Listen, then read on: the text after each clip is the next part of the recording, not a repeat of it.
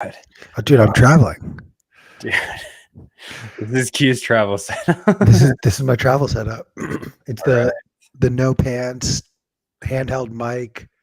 No pants. You got a dog on your lap, and you Dude. got the best audio this podcast has ever heard. I was about to say, like, I feel like with the handheld mic, I don't have as many technical issues. Yeah. But this is probably a good time to say hello and welcome to everyone watching to another episode of Bitcoin Q&A. We are back. Welcome. After Crazy time though, because we got a lot of conferences right now. So we're going to be in and out over the next few weeks. We should probably just have that disclaimer. Yeah. If anyone's going to be at Pack Bitcoin, I'll be there for the next 2 days. And if he'll be at Bitcoin Amsterdam, Alex will be there for the next 4 years. Yeah, I'll be in Amsterdam all next week if you want to hang out. We might try to do the show from there. We'll see what happens. But a little bit of traveling after that. We got an Australia and Japan a couple weeks later. Super excited for that. Q's got Pack Bitcoin. You going anywhere else? You gonna be anywhere else? Give us your tour dates. Nothing. All right, he's just working on new material. Stop traveling for a little bit. I hear you, man. I hear you for sure. We're gonna do the show from Japan for sure, though. We have to. That's gonna be awesome. We'll have Tino. So long as you're cool waking up at 2 a.m. No. It's not like that. It's like a 12. It's like an even 12 hours. If you're on the East Coast, it's 12 or 13 hours. So if we go live at 7 a.m., it'll be like 8 p.m. for me. It'll be perfect. Okay. Yeah, not a whole lot going on. So we got the kickoff of the SBF trial. We're kind of digging into today what he's actually being charged with. I mean, there's a lot of kind of crimes against humanity, cultural crimes, but what are the charges he's dealing with? Have you looked into this at all, Q? It's mostly I did. So it's mostly fraud and conspiracy to commit fraud. And like, yeah. Main thing right now is jury selection. So yesterday, today, tomorrow, and I believe Friday we'll strictly focus on jury selection. Then next week we'll start to get like opening statements and stuff. So what would disqualify people if they were customers or if they use crypto? Like, do they have to be? Dude, if I'm a lawyer on SBF side, mm-hmm. I'm asking questions such as, do you own any cryptocurrency? Are you aware of cryptocurrencies? Because once you can establish that this person knows about cryptocurrencies or holds cryptocurrencies, it's hard to believe that they aren't at least aware of what happened last year, and that disqualifies them. That's crazy to me, actually. If you're aware of cryptocurrencies at all, you might get disqualified. I don't know. I need to look more into how juries work, but it seems like it would be important to know something about cryptocurrencies to be able to competently navigate this trial. No, because this is still too much of a, like, I don't know if you remember, we're on Nostr, so I don't feel too bad about talking about this. Like the old Michael Jackson case. Yeah. Which one? Yeah. So one of the later ones, it got ruled a mistrial because the jury essentially couldn't be impartial because everyone on the jury knew who Michael Jackson was. So that was a big issue in those trials, is you can't have the jury have pre-existing knowledge, whether good or bad, about the person on trial. So like if I'm SBF's lawyer, I'm trying to establish, hey, this person, because they know about Bitcoin, they would then also have at least known about FTX, which gives them too much prior information, and they will come into the case with some sort of a bias leaning in one direction or another. Like it's in the same vein of like, sure, people will probably be asked, were you an FTX customer? Did you ever use FTX? Those are like the easy ones. Like, okay, yeah, you got screwed over by this. Like, no, you're not going to sit on this jury. Yeah. So those are like the more creative. I mean, dude, I could see other questions coming from the prosecution, almost asking things like,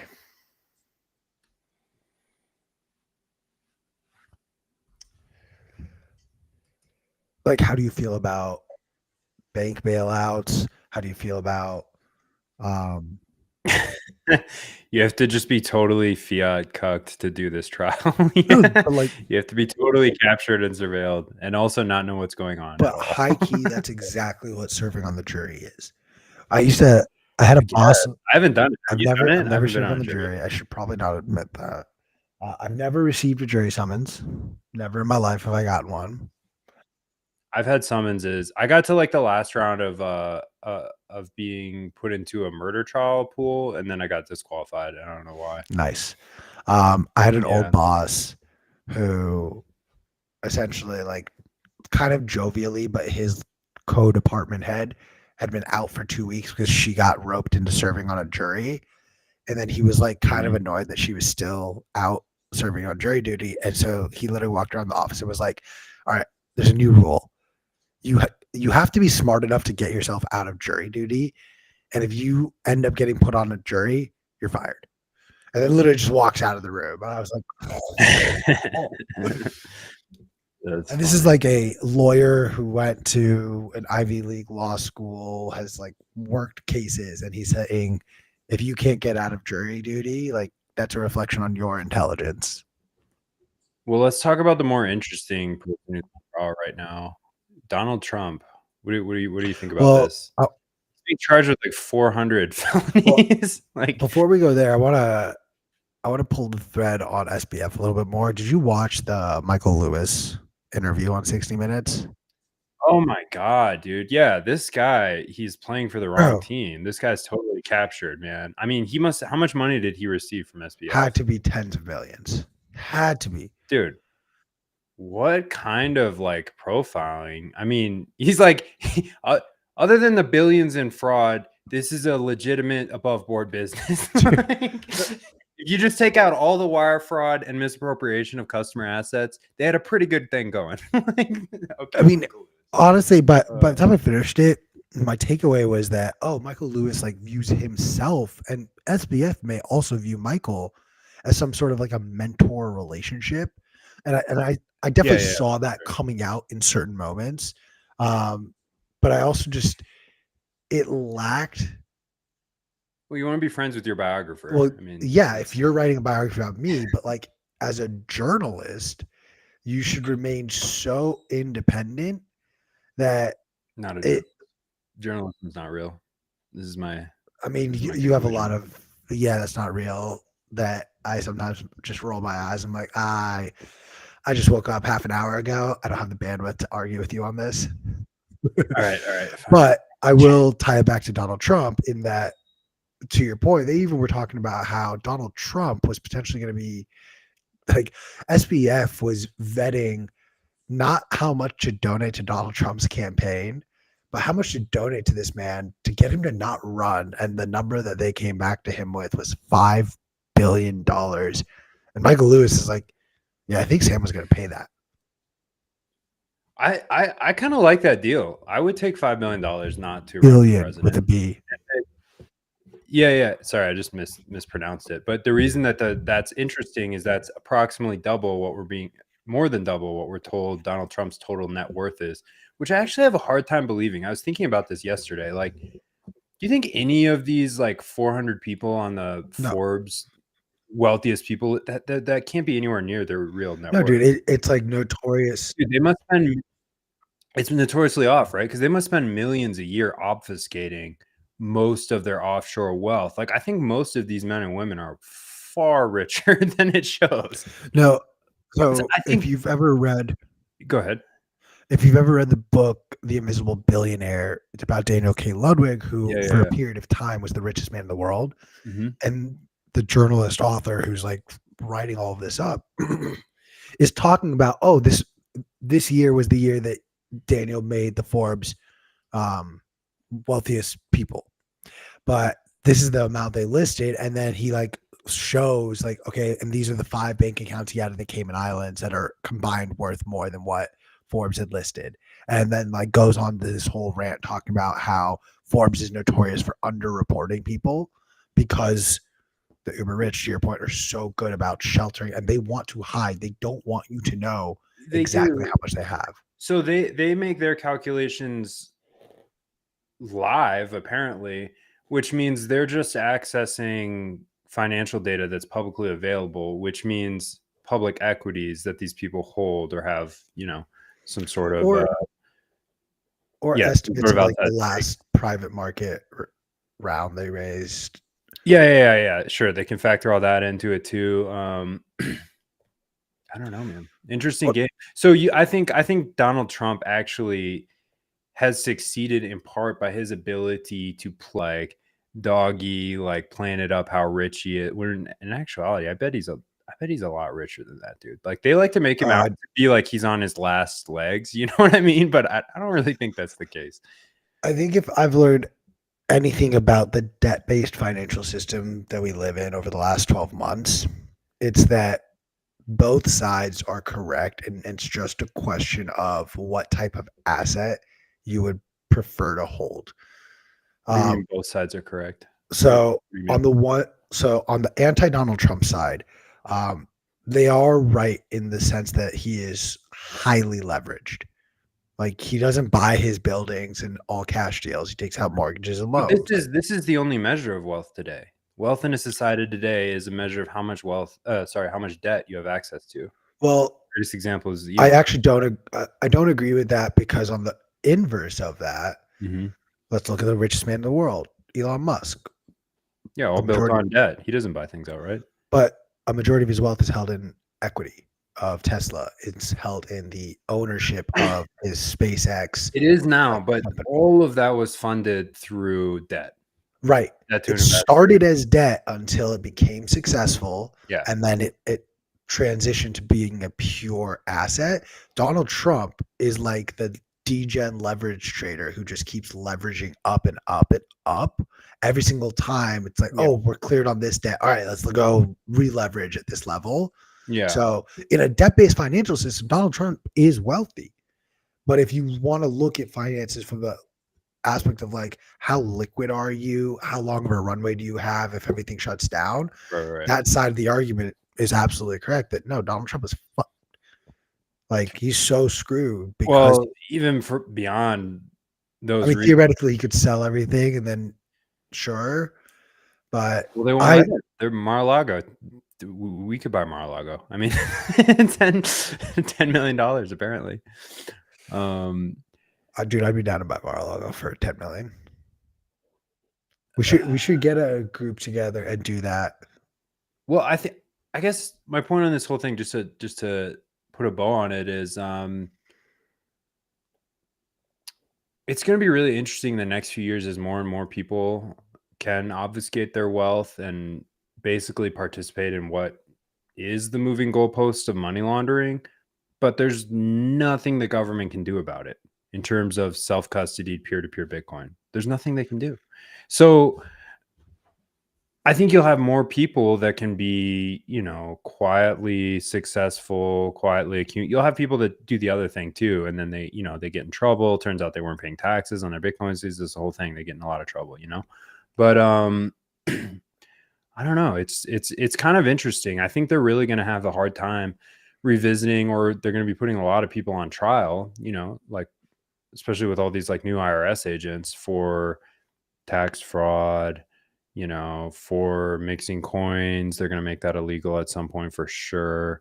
Um, it's going to be tough, man. It's going to be interesting. And how people account for their Bitcoin. It's not clear now. Like, I guarantee like almost everyone has made mistakes on their taxes in the past, right? It's almost impossible to do it correctly. They don't tell you how much you owe. You have to guess. You have to guess and pay that amount. And if you're wrong, you go to prison. So it's a very weird system. But I don't know. I just think it's interesting to think about the future of basically these sovereign, stateless people. There's no guarantee it'll play out like that, but I could very much see it happening. If you take someone who has hundreds or even tens of Bitcoin, and that stuff, if we get into the price predictions, like a modest, 500K per coin, which sounds insane, but not, if you've been around a minute, I don't think that's out of the question at all. You're going to have people that are jurisdictions will be fighting to keep their capital. and keep their business and keep their interests. They will be above the state in so many ways.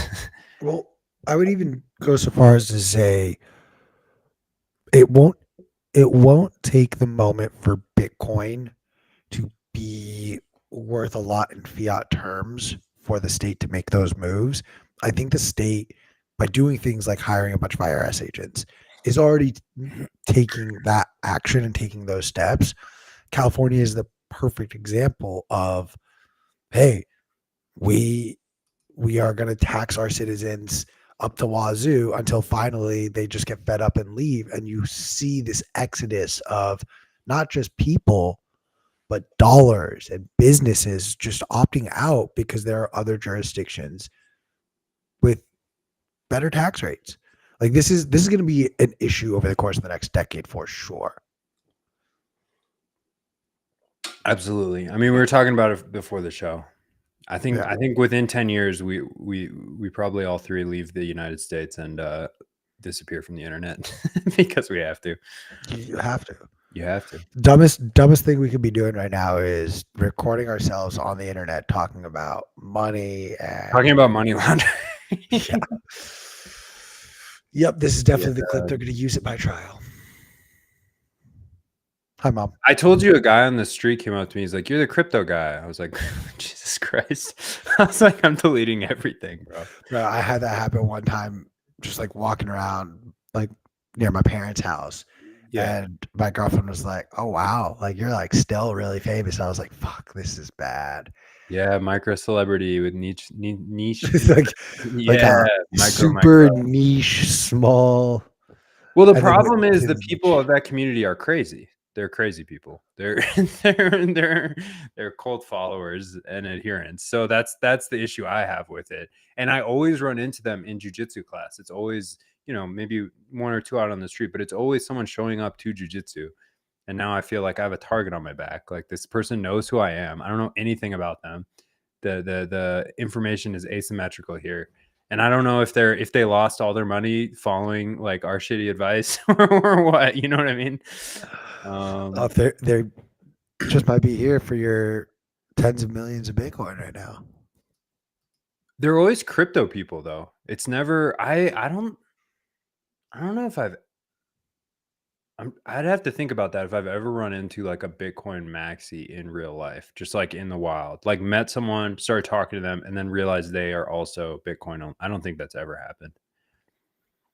It's always like, yeah, I'm Bitcoin only, totally. And then like we get into it and it's like, yeah, they bought it on Bitcoin.com. And actually what they are is Bcash only, and they don't self-custody.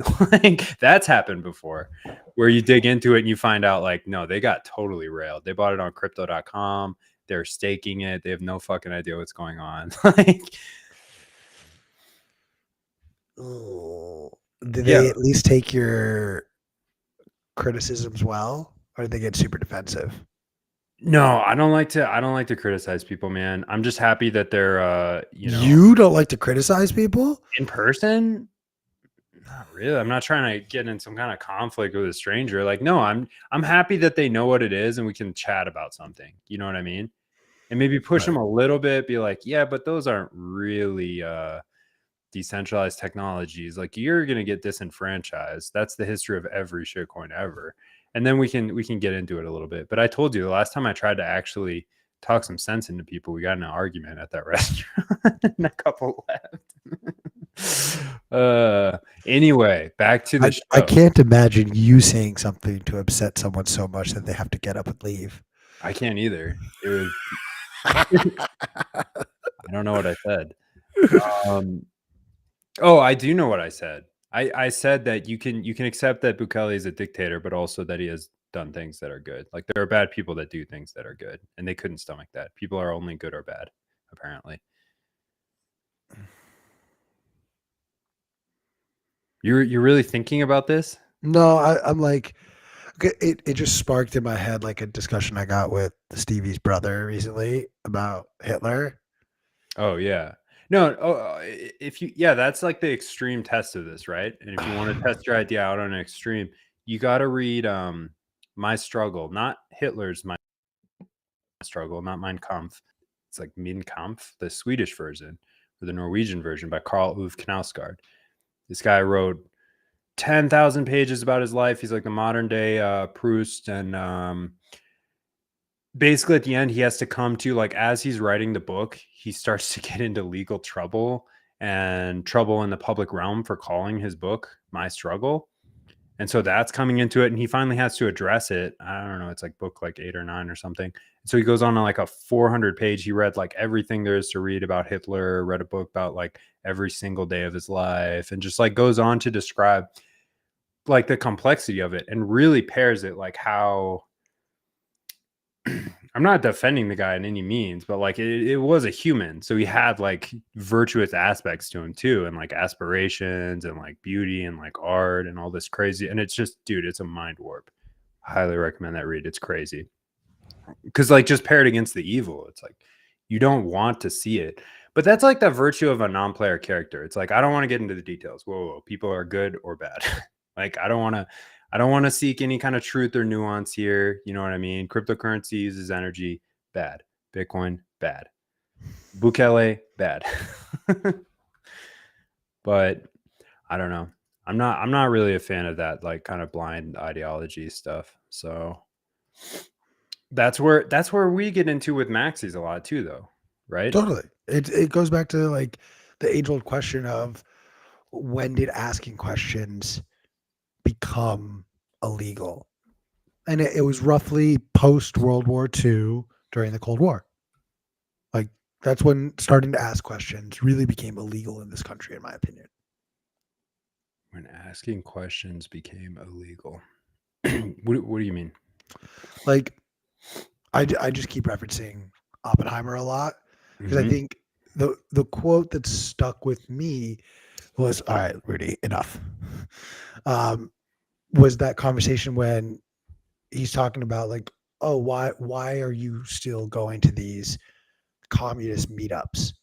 And Mm, then his response is like to have academic discussions about like theory. And when did having conversations become illegal? mm. And it's like I don't agree with communism. Communism has failed so many times, but to your point, there are some aspects of it that you could argue make sense, and there are other aspects that make absolutely no sense. Yeah, it So doesn't scale well, but there there right, but there are some pros in there. There's some the trade-offs. point I want to make though is less so about, oh, we should be open to communist ideas and more just we should be open to these type of conversations, especially those that make us uncomfortable, because Yes. either we're going to defend our take and our conviction becomes that much stronger, or we learn something new.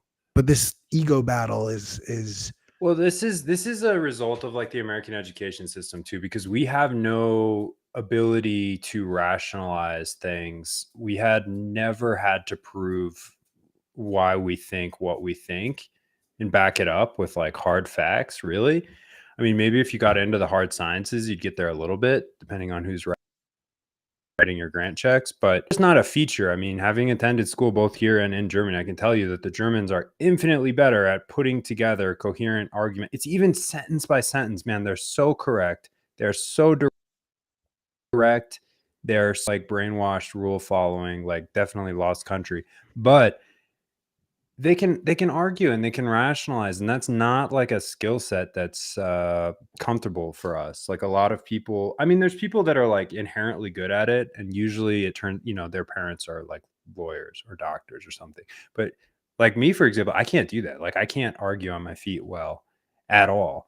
So any strongly held beliefs I have to come to over a long period of time of kind of thinking about things and basically being delusional about things and wrong until I'm so wrong that it causes me pain and I have to be, switch to being right. But yeah, but when it comes to Bitcoin, I guess my point is like the technology does change over time. Your opinions about it are going to change. The popular, like pithy statements about it and the belief, this is monetary energy. Like, what the fuck does that mean? You know what I mean? Like, just all of this kind of like maximalist ideas about it, they don't have that much value to me. because they haven't withstood. Well, okay, the general idea like Bitcoin, not crypto, withstood the test of time, right? Generally, will lead you right more than it will lead you wrong. But these other arbitrary purity tests that the culture is like putting on itself out of boredom every bear market, like they can keep all that. I don't care. It's not interesting to me. It's not interesting to me to tell people how to use their money, and it's taken me a long time to come to that conclusion. Like for weirdly, I was like all kind of bought in, just like yeah, like let's just burn everyone at the stake. No one's pure enough, and then it's like, this isn't really fun. It's not really uplifting. It doesn't do much to promote what we're doing to the outside world. It's better to kind of collaborate and entice people and have well-reasoned like art, but it takes time is my point, I guess. I don't know. That's my rant. I think the longer people stay in Bitcoin, their outlook on this stuff will change. And what you have is people using kind of adopting an identity of these like carnivorous super chat. Like how many how many manlet accounts have you seen out there, Q, that are just like this is how to be a masculine Oh man. my This is god, the masculine frame, bro. This is it's dude, like so many Andrew of these. Tate, but these people are too ugly to even they're hiding behind an avatar. You know what I mean? Like it's and it's kind of like become one with this Bitcoin like super right wing ideology. It's kind of crazy. All right, mainstream media. Do you Dude, not me. remember? Yeah, do you not remember that article that was talking about how like getting in shape has become like a right wing obsession? It has. I, it just we are. I don't understand why. I mean, I actually do. We are attempting to create an us versus them dynamic in almost every aspect of our life. And that is so dangerous to do. The best example and easiest one to make is just what we see in the political realm right now. As I like to say, like we have the days of actual diplomats and lawmakers is long gone. Now you have actors who are playing political theater, and I can confirm it at this point because the ratings for the debates were the highest ratings of any TV program, not counting football last week. And TV ratings are irrelevant. We are no, we are the biggest podcast in the world, and TV TV has become obsolete. Most of the world is using Zap.stream for entertainment now. Q, you got to keep up. anyways, so the rest of the world that still does exist, that doesn't care about Bitcoin, sorry if that hurts your feelings, but it's true.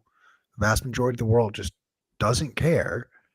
And what they do care about is this like little infighting and bickering because it's as fun as watching their favorite reality show on a Friday night.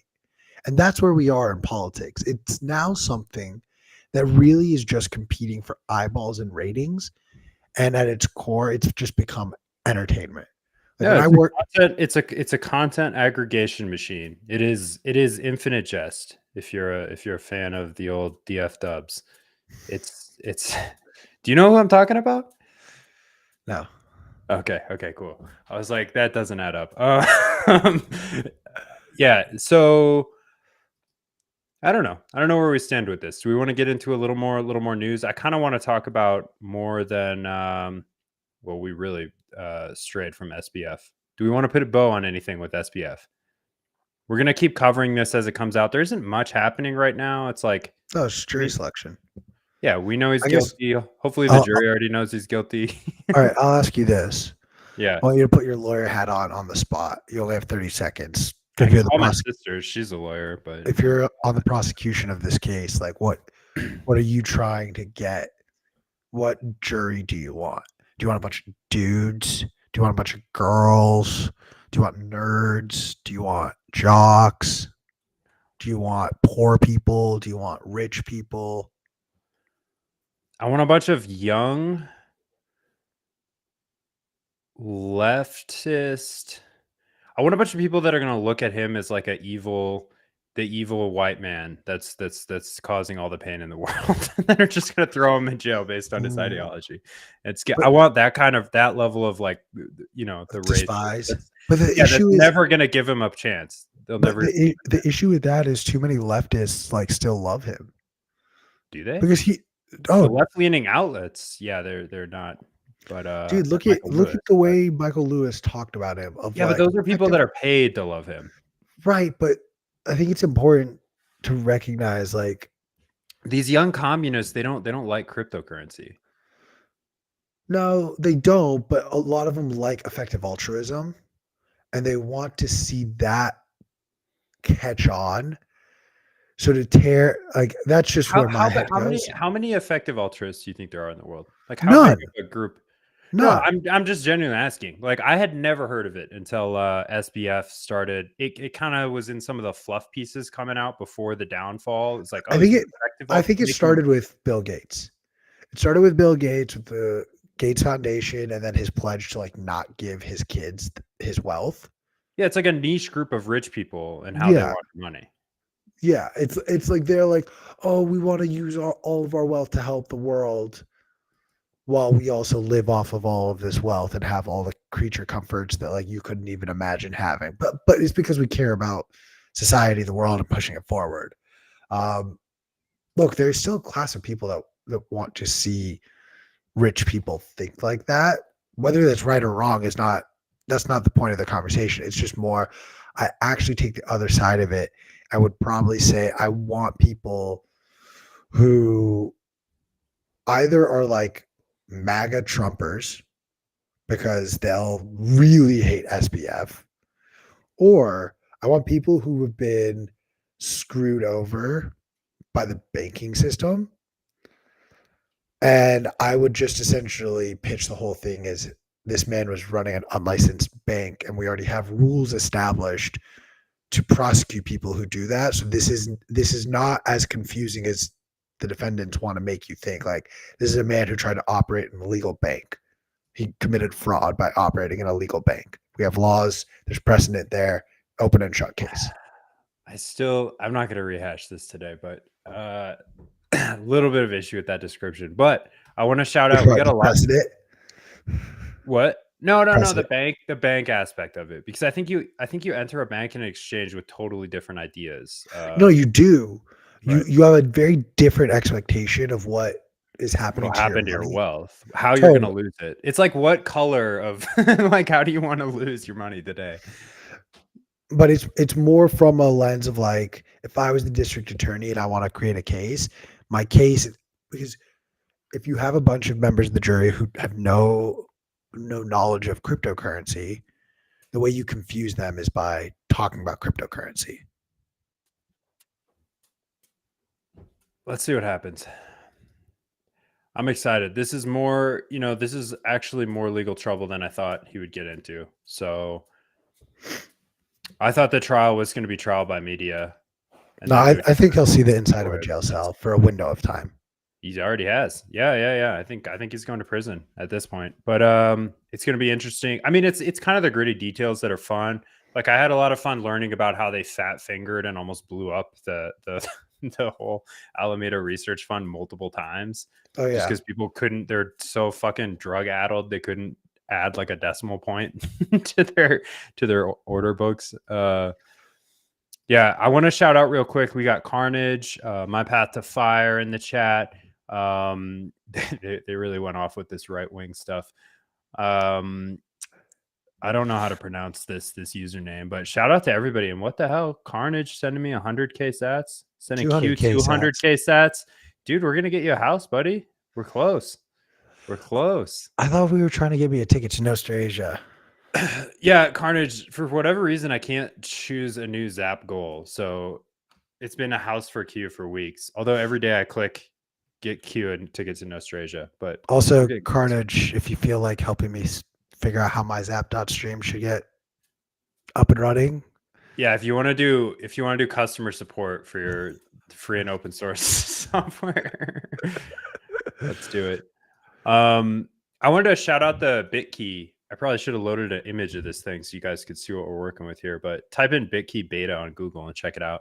This is So the thing you yeah, posted yesterday, right? yeah, this is the Square block wallet that's coming out. A little bit controversial, but I think they're super fun. Or maybe kind of devs or maxis aren't into them because there's an option to sign with fingerprint. I don't think people realize that feature's optional. I also don't think people realize it's open source. I mean, I believe I can't speak to the software, but I know the hardware component of it for sure is open source. So you can have your own implementation of it. People are also a little bit on the fence because it doesn't have a screen, and they would like to read and verify back receive addresses.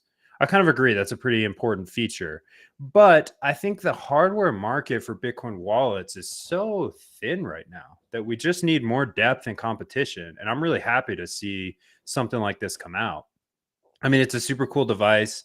I think we've talked about before how the application is actually made of really thinly milled stone. So it feels great in the hand. It feels awesome in the palm. It's not obvious what it is to an outside user. I don't know. I can't wait to get my hands on one. If you're on the wait list or have insight to get me on the wait list, I don't know. I signed up, never heard back, but hoping I can get one of these to play with. Yeah, I mean, to your point, I think just increased competition in the space is helpful. Um, I always like pointing to this and just Satoshi didn't come up with every nuanced aspect of Bitcoin. He borrowed it from previous iterations of cryptocurrencies, and you see that across technological development. So this is just the next thing that's continuing to get developed. You love to see other companies. I know that this has been something that the block team has been working on for well over a year now. So it's exciting to see it come to fruition. And I know they have a lot more things in the pipelines that they're working on. And Yeah, the mining, I'm super stoked for their mining initiative. I need to go back and I think they've had a couple, I think I'm behind a couple of blog posts on that endeavor. But I think the main thesis is let's bring mining to the average it's just getting American home. well, it's not just the average American homes. It's I don't about know, getting mining the into cost of Africa. a rig down so much that Yeah. anyone can afford one. And I believe it's a special plastic they're trying to use because S9s and S19s and these intense rigs have a lot of more intricate, high Aluminum. value precious metals. Yeah. I say precious metals when it's compared to like plastic, mass producing plastic versus mass. I think it's someone in the comments confirm, is it steel or just like a metallic and then steel almost finish? I don't understand your question. What are you talking about? What is the material of an S19 miner? I thought they were made out of aluminum or metal or something. I don't know Okay. what kind exactly. I don't have one. Okay. So but you would agree that it's some sort of metal, just we don't know which one, but then Block's plan is to create it with plastic, which would be a fraction of the cost, both to manufacture as well as to purchase. Yeah, I don't know. The mining market's weird. So you have like the majority of these things are being like only a couple of huge pools and only a couple manufacturers that anyone takes seriously. So we definitely need more competition. Not even about like metal versus plastic. Like I need to be able to plug this thing into my house without like having an electrician come and redo all of my circuitry. And we're getting there. There are kind of rigs you can buy to set that up, and it's just the barrier to entry is really high right now because these machines are very specialized, very expensive. So the cost across the board has to be brought down. The simplicity of operation has to be brought down. The dashboards have to be simplified, in my opinion, and that's going to help us distribute this a little more.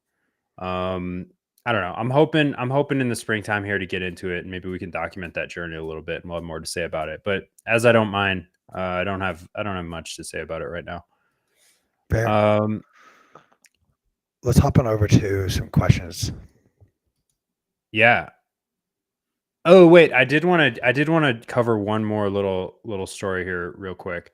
So the Bank for International Settlements, they've got like this lab or this group of people that are working on a prototype for a Bitcoin monitoring system. So this is kind of an on-chain analysis, like surveillance system, to give international authorities a better picture of how cryptocurrencies and Bitcoin specifically are being used, and where the fund of flows in, dollar sales and stuff like that.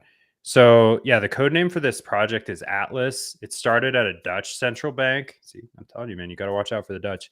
About 5 years ago, and it's I think people kind of lost sight or forgot about it because of all that happened in the industry over the last year and a half. But they've been quietly working on this, so I don't know, just a good opportunity to remind people to use best privacy practices. Do not have a podcast. Do not go on video. Your privacy is only lost. It can't be regained. And you want to probably learn how to mix your coins and find non-KYC ethical Bitcoin accumulation options, just in case. You should have both. You should have both stacks, in my opinion. There's trade-offs.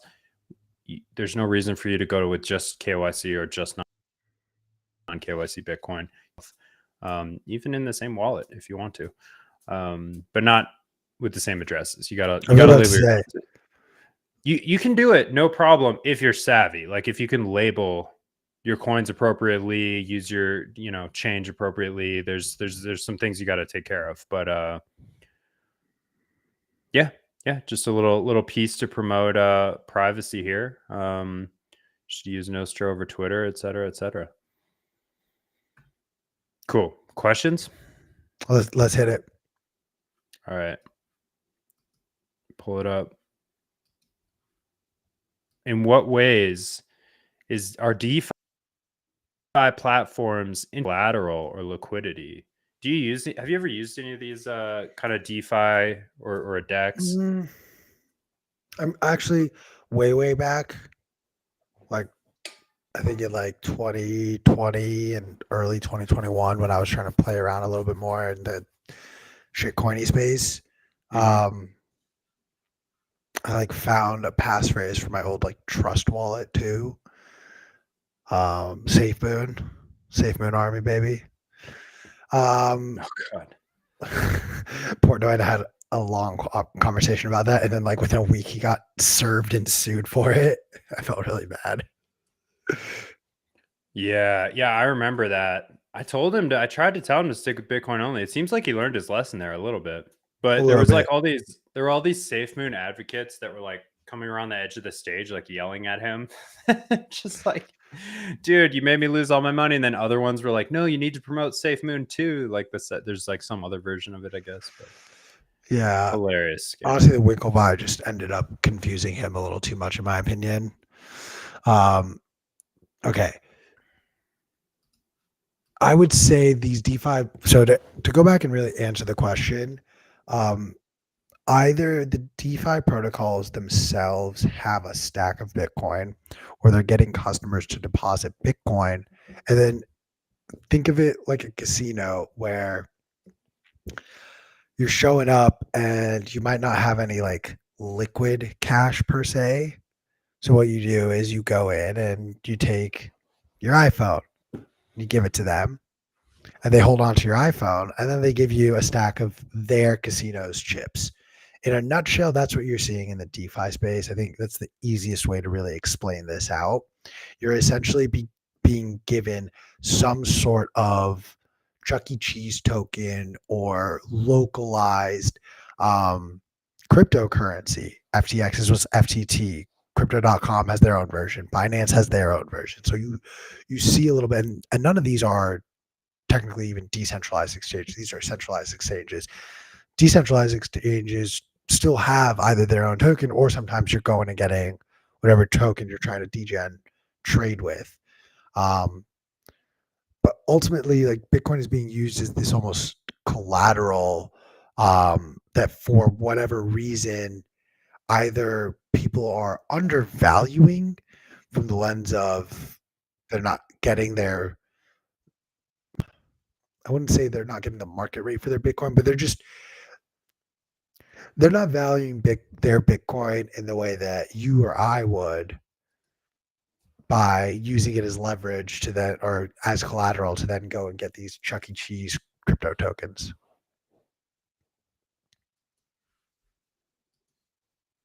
Are you back? I'm back, man. I'm trying to figure out this signal issue. I'm officially streaming in 480p like it's 2003. Woo! Um, let's up it just a little bit and see what happens. So No. on my end it looks perfect, but when I go to another platform, oh yeah, sorry about interrupting your DeFi conversation. I don't care about any of that. I don't know when it comes to I like the idea of decentralized exchanges. I don't think ultimately they work in the way that they often claim to work. I don't. I guess I do use some of these tools. I think it's retarded to go take a huge loan out on your Bitcoin at this point in time, but do what you got to do. You know what I mean? It is pristine collateral, but it's like not yet, dude. Interest is too high. These tools are not there. You need like 10 years. And You you want to also take don't. dude, everyone that YOLO'd like an unchained loan on their stack in 2020 and 2021 is fucking hurting right now. Like they've been margin called time after time again. And it's I'm so happy I didn't do that. Oh my God. I was this close to what did Michael Saylor say? Mortgage your house for Bitcoin and then kill yourself, basically. Like just hold it forever. Yeah, I mean, look, it works for some people. Some people got really lucky and timed these out really well. But to your point, like you can't even really get like you're lucky if you can get 50 cents on the dollar for your stack. Um, to each their own, man. To each their I own. yeah, I don't know. No risk, no reward. We need these people to degen to keep the volatility interesting. But I'm not a big DeFi guy, man. I don't trust these tools. The only exception, which time and time again I'll come back to, which has been the delight of my bear market in helping me acquire more and lose a lot of sats, is LN markets. It's just like the most dude. It's the most fun thing ever. Like minute by minute, high leverage trading on LN markets to send some sats to a good Bitcoin only company. Something we didn't address that I wanted to just touch on for a moment. Did you see this thing about America adding $275 billion to its debt in one day, which is a little bit more than half the market cap of Bitcoin? I did see that thing. I what so what is that Fake debt news. for? Fake news story. Fake news? It's not. So yes, we added that much debt. We added that much debt because the end of the fiscal year, and then all of the Social Security payments got added at the last day. So Oh, okay, it's like a interesting. very easily explained. It doesn't justify that level, but it is very easily explained, and I just wanted to address that. I believe my source on this is Zero Hedge, who also is my source on this Wait, mass. let's stop. Let's like go back for a sec. Who the fuck is Zero Hedge? Like, is this literally? This is just a guy, right? This wasn't a famous journalist before. This No, no, no, no, Tyler no. Durden character, or where did he come from? This is the news my dad reads, and I have no idea how he even found it. I found it on Because it's not. Twitter. Yeah, but it's not a. He's not on Twitter. It's not a huge media organization. It's like What do you this. mean Zero Hedge is on Twitter? No, I know it's on Twitter. My dad's not on Twitter. Oh. I'm confused. Zero Hedges and reads that news. It's good. It's entertaining, Dude, it's but it's great. like it breaks a lot of journalistic conventions. So I'm just like curious. Like, do you know where did this guy come from? Like, No, I started seeing him pop up during the pandemic. Yeah. Okay. And I always the thing that I really liked about Zero Hedge was you could like I'm assuming it's a guy. You could almost break down his earlier content. It's changed, I think, more recently. But the earlier content, it was almost like the first half, pure facts. If all you wanted the facts, there you go. If you want his Right. commentary, then you get that second half of the article. Now it's become That's what I'm so talking about. blended, Yeah. Yeah. and it's taken They're me. all opinion pieces. Yeah. Yeah. So But that's they're where good. He's They're based. entertaining. They do their He's job. He's based. based as fuck. But I will say that there's an aspect of it where I liked the older articles that like had that clear delineation, because there Yeah. were some things where I don't want your take. I just want to know. That's yeah. Well, that's how we used to write them at Bitcoin Magazine. So Right. there was a period of time where it's like, okay, none of us are journalists on staff here. We don't know what the fuck we're doing. We all can write somewhat. let's try to hold it together for a couple paragraphs, get the user in, keep them on the website a couple minutes, and then we're just gonna flame whoever we're talking about. That was the model. Like whoever it is, Kathy Wood bought this much Bitcoin, also bought this much ETH, wrecked. You know what I mean? Flamed, burned at the stake. That was the model for pumping out the clicks. Yeah. I mean, to go back to like the point of how this got brought up, Mm-hmm.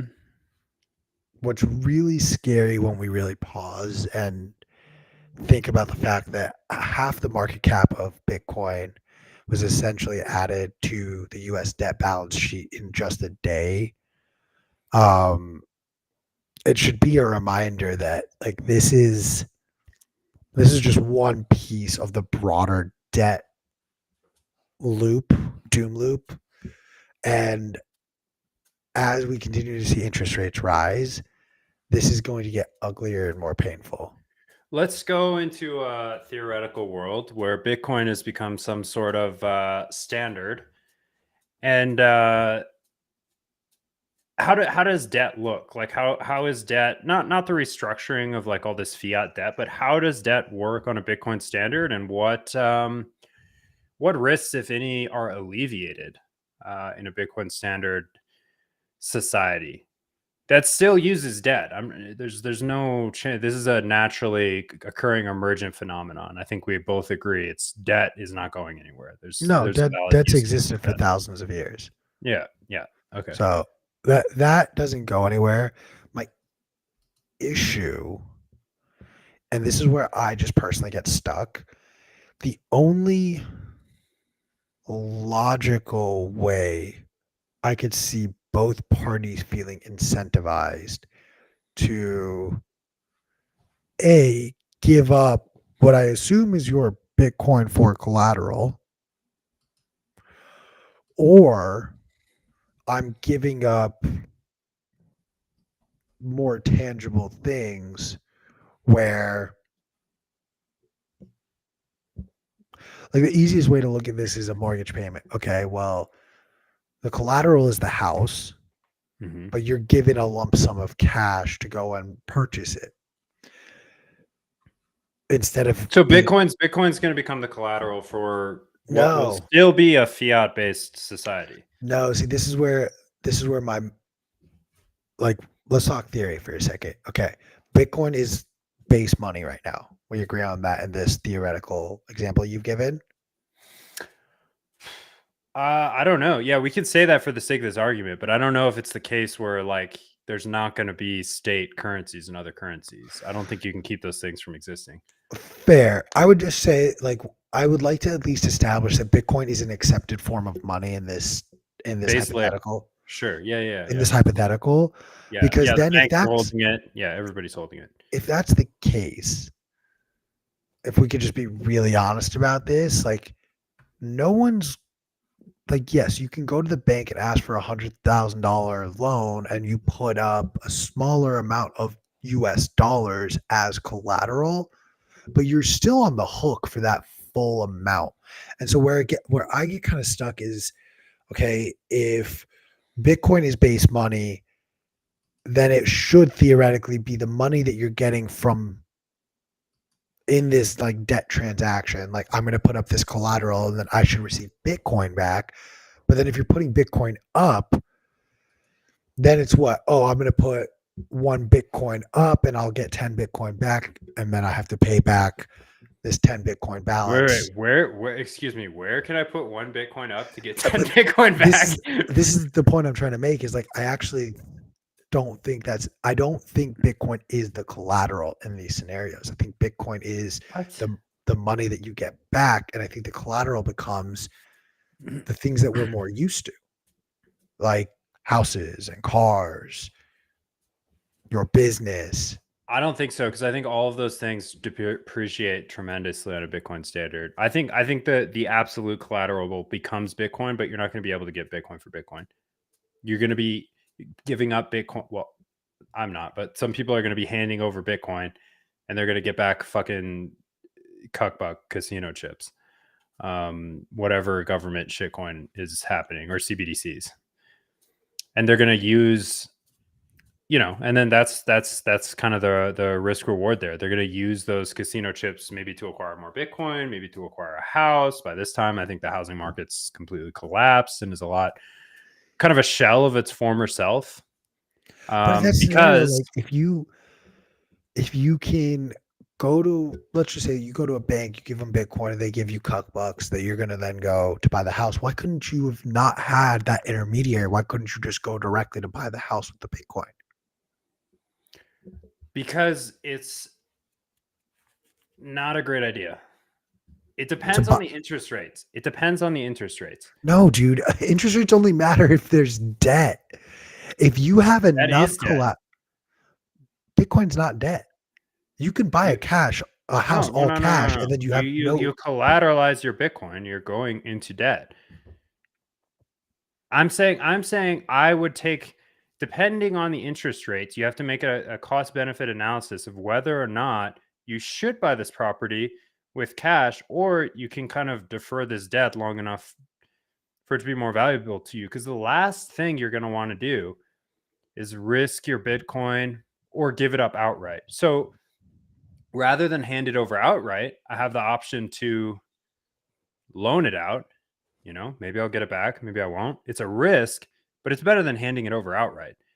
And I can go into debt, and for the next couple of years. Like, it's a different analysis for everybody, but I don't think it'll wholesale be just pay cash just because you have the Bitcoin. Like, if Bitcoin goes from where it is now to $500,000, I'm going to be way more, in some ways more, you'll probably spend it more, but in other ways, you're going to realize how precious it is, right? Like, the value of it is much, much higher, tens of times over. You're not going to want to give it up too easily. I think what you're going to do is go into debt a little bit and collateralize just little pieces of it for fiat currency to give you the liquidity to operate your life, get gas. Yeah, I don't care what anyone says. I'm not going to use Lightning to pay for fucking gas. Like, in the future, those machines are complicated enough. But yeah. Okay, so that's interesting. We do have different versions of kind of the future of this debt-based world. Yeah, I get what you're saying. My argument is just you introduce middlemen when you frankly don't need to. Like, Yeah, as we absolutely. discussed, like debt has been around longer than the banking system. And I'm not talking our modern banking system. I'm talking like the early days of goldsmiths who would hold gold on behalf of people and then give them a paper issuance saying this person has Well, gold debt in my debt safe. is as old as ledgers, like monetary Exactly. ledgers. Yeah. Exactly. Like people themselves used to individually, like I would loan Alex money and he would have to pay me back And I under wouldn't penalty do of it. death or slavery. Yeah. And I wouldn't do it. And accused people would stone me. Definitely. Definitely. I'm big on stoning. Yeah. Bring back stoning. You can get banned from X, dude. Keep talking like this. Can't voice free opinion here. I told you about this, right? Last night, somebody was telling me, they're like, dude, my algorithm is all doom and gloom, video after murder video and fight after fight. This is what happens when you give the people free speech. And dude, I almost lost it. I was dying. Like, yeah, you think this is free speech? What you get on Twitter? That is not free speech. But then I couldn't not. I told you I held up this whole yoga class, like getting into an argument with this guy. I had to go into like, this is a moderation problem. This is not a free speech problem. This is a problem that you don't have selection of algorithms as the user. And he's just looking at me like I'm crazy. But So he's looking at you like most people do. Yeah, I guess so. Yeah. Let let's perfectly put a bow on this at the 1 hour mark. How's that sound? Nice. Yeah. Um, thanks for everyone joining us. Man, we have a lot of viewers on Zap.stream. That's super exciting. Keeps us motivated. We'll be back tomorrow at 10 a.m. No, we won't. Eastern. No, we We won't. won't? I can't. Where are you? Are you in an airplane? No, I got a call at that time. We're back All right. Friday. Q's got more important shit to do, guys. On to bigger and better Well, things. But well, I apparently, might be back tomorrow. go for it. Just me, Just know just that a all the 1 hour. sats you donate that say Yeah. it goes to me, it doesn't. Watch So, us get tomorrow I watch have us to get go. quadruple the sats that we got today when it's just me ranting about shit I barely understand. Like for 1 hour. Oh This is man. gonna be awesome, dude. I can't wait for tomorrow. Oh man. Thanks for your sats, guys. Yeah, seriously. Just know that I never have seen a single sat that any of you guys have sent. Q is gonna get paid. We're working on the W-2. We're working out, there's a lot of fiat hurdles we have to he doesn't have a home address. He has to first get an address and a house, and then we can start to send him a little bit of paycheck here. I hate you so much. All right.